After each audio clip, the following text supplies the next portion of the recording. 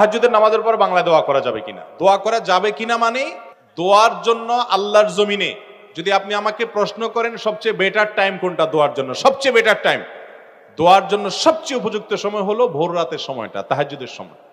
আপনি তাহাজ্জুদের পর যদি আল্লাহর কাছে একটু দোয়া করেন মন খুলে, চোখের পানি ফেলে, এই দোয়া কবুল হওয়ার সম্ভাবনা এত বেশি যে শুধু আমার নয়, অনেক উলামায়ে কেরামের সারা জীবনের অভিজ্ঞতার নির্যাস হলো দোয়ার মাধ্যমে, বিশেষ করে ভোর রাতের দোয়ার মাধ্যমে অসম্ভব সম্ভব হয়, অসাধ্য সাধন হয়। দেয়ালে পিঠ থেকে গেছে, আপনি সেটা থেকে ফিরে আসতে চাচ্ছেন, সেই জায়গা থেকে রিটার্ন করতে চাচ্ছেন।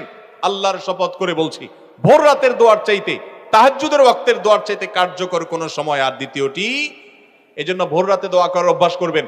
রমজান মাস আসছে, আমি সবসময় বলি ভাইরে, সারা বছর পারেন না ডিউটির জন্য ভোর রাতে ঘুমায় থাকেন, বুঝতে পারি, কিন্তু রমজানে তো সাহরি খাওয়ার জন্য উঠেন।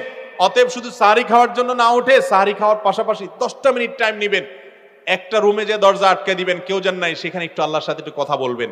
ছাদে চলে যাবেন, মসজিদে চলে যাবেন, নির্জন জায়গায় চলে যাবেন, সাহরি খেয়ে চলে যাবেন, অথবা সাহরি খাওয়ার আগে ওটা করে এসে পরে সাহরি খাবেন।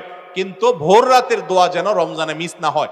আমার খুব আফসোস লাগে ওই মানুষগুলোর প্রতি, খুবই আফসোস লাগে যারা রমজান মাসে ভোর রাতে সাহরি খেতে উঠছে, কিন্তু দোয়া করার যে এত বিশাল বড় সুযোগ আল্লাহ তাআলা দুনিয়ার আসমানে নেমে এসে আল্লাহ তাআলা বিশেষভাবে বান্দাকে ডেকে ডেকে বলেন, আলা মিন মুস্তাগফিরিন ফাগফির লাহ, তোমাদের মধ্যে কেউ আছে নিজের পাপের জন্য ক্ষমা চাইবে, আমি ক্ষমা করব। তোমাদের মধ্যে আছে কেউ যে বিপদগ্রস্ত, আমি বিপদ দূর করব। এরকম আল্লাহ তাআলা ডেকে ডেকে ক্ষমা করে থাকেন।